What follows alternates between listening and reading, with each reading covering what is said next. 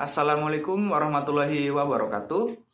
Perkenalkan, nama saya Yusuf dari Program Studi Pendidikan Sejarah Universitas PGRI Palembang.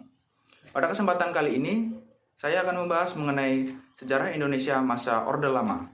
Pada pembahasan kali ini, saya akan membahas mengenai 3 poin. Yang pertama itu ada peristiwa sekitar awal kemerdekaan. Yang kedua ada agresi militer Belanda 1. Dan yang ketiga ada agresi militer Belanda 2. Untuk pembahasan lebih lengkapnya, mari kita simak pembahasan selanjutnya. Peristiwa sekitar awal kemerdekaan Indonesia. Yang pertama ada sidang PPKI.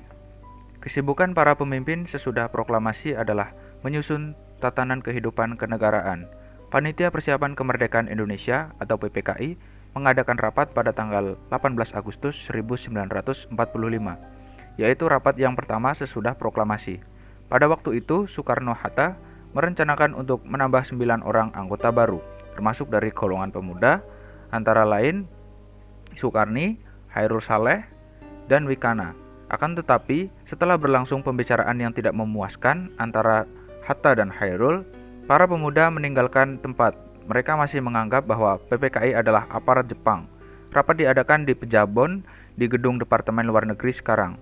Sebelum rapat dimulai, Soekarno-Hatta meminta Ki Bagus Hadikusumo, Kiai Haji Wahid Hasyim, Mr. Kasman Singodimedjo, dan Mr. Teguh Muhammad Hasan untuk membahas rancangan pembukaan Undang-Undang Dasar yang dibuat pada 22 Juni 1945, khususnya mengenai kalimat ketuhanan dengan kewajiban menjalankan syariat Islam bagi pemeluk-pemeluknya.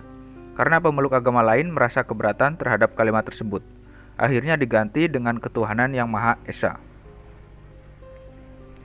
Yang kedua ada perebutan kekuasaan dan senjata. Di beberapa daerah di Indonesia masih terjadi perebutan kekuasaan. Di beberapa kepresidenan di Jawa pada September 1945, pemimpin masing-masing menyambut proklamasi kemerdekaan dengan menyatakan diri sebagai pemerintahan Republik Indonesia dan mengancam terhadap segala tindakan yang menentang pemerintahan RI akan diambil tindakan tegas. Pegawai-pegawai Jepang dirumahkan, dilarang memasuki kantor-kantor mereka. Pada tahap selanjutnya, para pemuda berusaha merebut senjata dan gedung-gedung vital. Selama bulan September di Surabaya, terjadi perebutan senjata di Arsenal, Gedung Mesiu, Gudang Mesiu, dan Bosko. Perebutan markas pertahanan Jawa Timur, Pangkalan Angkatan Laut Ujung, dan markas-markas tentara Jepang, serta pabrik-pabrik yang tersebar di seluruh kota. Yang ketiga ada pertempuran Surabaya. Pertempuran Surabaya tidak lepas kaitannya dengan peristiwa yang mendahuluinya, yaitu usaha perebutan kekuasaan dan senjata. Pada tanggal 25 Oktober 1945, brigade di bawah pemimpin Brigadir AWS Malabi mendarat di Surabaya. Brigade ini adalah bagian dari Divisi India ke-23 di bawah pimpinan Mayor Jenderal D.C. Hawthorne. Mereka mendapat tugas dari Panglima Afne untuk melucuti serdadu Jepang dan menyelamatkan interneran sekutu. Kedatangan mereka diterima secara enggan oleh pemerintah Jawa Timur, dipimpin oleh Gubernur RMTA Surjo. Setelah diadakan pertemuan antara wakil-wakil pemerintah RI dan Brigadir AWS Malabi, dicapai kesepakatan, yaitu yang pertama, Inggris berjanji bahwa tentara mereka tidak terdapat angkatan perang Belanda. Yang kedua, kedua belah pihak akan bekerja sama untuk menjamin keamanan dan ketentraman. Yang ketiga, akan segera dibentuk kontrak Bureau agar kerjasama dapat terlaksana sebaik-baiknya. Yang keempat, Inggris hanya akan melucuti senjata Jepang. Selanjutnya yaitu ada pertempuran Medan Area. Dalam pertempuran ini, pasukan sekutu di bawah pimpinan Brigadir T.E.D. Kelly mulai mendarat di Sumatera Utara pada tanggal 9 Oktober 1945.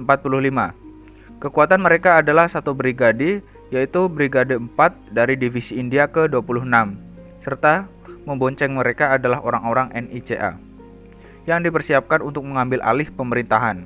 Pemerintahan RI Sumatera Utara memperkenankan mereka menempati beberapa hotel di Medan, seperti Hotel The Boar, Grand Hotel, dan Hotel Astoria. Karena menghormati tugas mereka, sebagian dari mereka kemudian ditempatkan di Binjai, Tanjung Morawa, dan beberapa tempat lainnya dengan memasang tenda-tenda lapangan. Sehari setelah mendarat, tim dari RAPWI mendatangi kem-kem tawanan di Pulau Berayan, Saintis, Perantau Prapat, Pematang Siantar, dan Brastagi untuk membantu membebaskan para tawanan dan dikirim ke Medan atas persetujuan Gubernur M. Hasan. Ternyata dari kelompok mereka langsung dibentuk menjadi Medan Batalion Knil. Yang terakhir yaitu ada pertempuran Bandung atau Bandung Lautan Api. Pada pertempuran ini, pasukan Inggris bagian dari Brigade MacDonald tiba di Bandung pada 12 Oktober 1945. Sejak semula hubungan mereka dengan pemerintah RI setempat sudah tegang. Mereka menuntut agar semua tentara senjata api yang ada di tangan penduduk kecuali TKR dan polisi diserahkan kepada mereka. Orang-orang Belanda yang baru dibebaskan dari kem-kem tawanan mulai pula melakukan tindakan yang mengganggu keamanan. Akibatnya, bentrokan bersenjata antara Inggris dan TKR tidak terhindarkan. Malam tanggal 24 November 1945, TKR dan badan-badan perjuangan melancarkan serangan terhadap kedudukan Inggris di bagian utara, termasuk Hotel Homan dan Hotel Brenger yang mereka gunakan sebagai markas. 3 hari kemudian MacDonald menyampaikan ultimatum kepada Gubernur Jawa Barat agar Bandung Utara dikosongkan oleh penduduk Indonesia, termasuk pasukan bersenjata. Ultimatum itu harus dilaksanakan paling lambat 29 November 1945 pukul 12.00.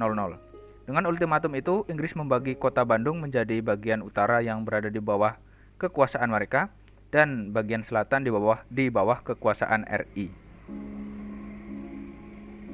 Selanjutnya yaitu ada agresi militer Belanda 1. Latar belakangnya yaitu beberapa pekan setelah proklamasi kemerdekaan RI dinyatakan tanggal 17 Agustus 1945, Belanda datang kembali dengan membonceng pasukan sekutu. Belanda rupanya ingin menguasai wilayah Indonesia lagi. Pihak RI tentu saja menentang keinginan itu. Maka diadakanlah perjanjian Linggarjati pada 25 Maret 1947 yang isinya yang pertama, Belanda mengakui Jawa dan Madura sebagai wilayah RI secara de facto. Yang kedua, Belanda meninggalkan wilayah RI paling lambat 1 Januari 1949. Yang ketiga, Belanda dan Indonesia sepakat membentuk Negara Republik Indonesia Serikat atau RIS. Yang keempat, RIS menjadi negara persemakmuran di bawah naungan negeri Belanda. Kronologinya, tanggal 3 Januari 1947, Belanda mengeluarkan ultimatum yang sangat membatasi Indonesia sebagai negara yang seharusnya sudah merdeka. Indonesia merespon dengan membuat nota jawaban atas ultimatum Belanda pada 8 Juni 1947. Isinya adalah penolakan terhadap ultimatum Belanda. Indonesia menuntut tetap diberi kebebasan dalam menjalankan pemerintahan, sembari berusaha menjalankan isi perjanjian Linggarjati. Nota jawaban tersebut ditolak oleh Komisi Jenderal Belanda. Perselisihan kedua belah pihak mencapai puncaknya ketika pada 21 Juli 1947, Belanda melancarkan agresi militer. Belanda menyebut gerakan militer mereka sebagai aksi polisinil untuk mengembalikan ketertiban umum. Belanda mengabaikan seruan masyarakat internasional agar mentaati isi perjanjian Linggarjati dan menghentikan pertikaian dengan Indonesia. Dengan kekuatan militer yang dibantu peralatan modern, pasukan Belanda dengan cepat menguasai Jawa dan Sumatera. Dampaknya, yaitu serangan Belanda itu menimbulkan reaksi keras dari dunia internasional. Pada tanggal 1 Agustus 1947, Perserikatan Bangsa-Bangsa atau PBB meminta agar kedua belah pihak untuk menghentikan aksi tembak-menembak. Belanda menyadari bahwa mereka harus menaati imbauan PBB agar terhindar dari sanksi internasional. Tanggal 5 Agustus 1947, agresi militer 1 dihentikan untuk kemudian kembali membicarakan masalah ini melalui meja perundingan. Agresi militer 1 menimbulkan dampak negatif maupun positif bagi Indonesia. Dampak negatifnya antara lain kekuatan militer Indonesia semakin melemah, wilayah Indonesia semakin sempit, banyak korban dari pihak Indonesia baik tentara maupun rakyat, dan yang terakhir yaitu mempengaruhi perekonomian negara dan mengganggu stabilitas politik. Sedangkan dampak positifnya yaitu dukungan dunia internasional kepada Indonesia dan kepada Belanda mulai merosot, dan kepada Indonesia semakin ada simpati dari dunia luar. Yang kedua, beberapa negara lain mengakui kemerdekaan RI secara de jure. Yang ketiga, Indonesia menerima dukungan dan simpati dari dunia internasional. Dan yang keempat, memperkuat posisi Indonesia dalam perjanjian internasional. Penyelesaiannya yaitu sebagai penyelesaian atas agresi militer 1, maka dibentuk Perjanjian Renville. Perundingan yang disebut Perjanjian Renville ini dilangsungkan pada 8 Desember 1947. Sebagai penengah adalah Komisi 3 Negara atau KTN yang terdiri dari Amerika Serikat, Australia, dan Belgia. Isi perundingan tersebut antara lain adalah Belanda hanya mengakui Jawa Tengah, Yogyakarta, dan Sumatera sebagai wilayah Republik Indonesia. Yang kedua, disetujui adanya garis demokrasi antara wilayah RI dan daerah pendudukan Belanda. Yang ketiga, TNI harus ditarik mundur dari daerah-daerah kantongnya di wilayah pendudukan Belanda di Jawa Barat dan Jawa Timur. Dampak dari perundingan Renville yaitu hasil perundingan Renville yang ditandatangani pada 17 Januari 1948 ternyata cukup merugikan bagi Indonesia.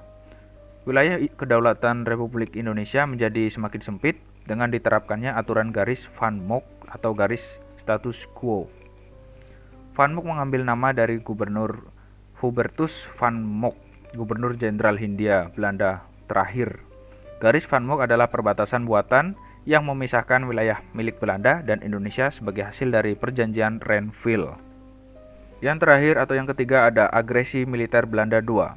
Latar belakangnya yaitu agresi militer Belanda II ini dilancarkan karena pihak Belanda merasa Indonesia mengkhianati isi perundingan Renville. Serangan yang tercatat dalam sejarah perang mempertahankan kemerdekaan ini terjadi pada 19-20 Desember 1948 di Yogyakarta. Kedua pihak saling klaim bahwa salah satu pihak mengkhianati perundingan. Alasan tersebut menjadikan Belanda kembali melancarkan agresi militer keduanya pada 19 Desember 1948. Kronologinya yaitu aksi agresi militer II ini dipimpin oleh Letnan Jenderal S.H. Sport dan Engels. Ketika hari masih gelap sekitar pukul 5:45 waktu Indonesia Barat pada 19 Desember 1948. Terdengar letusan bom pertama dari sebuah timur kota Yogyakarta, tepatnya di Wonokatur dan Maguwo.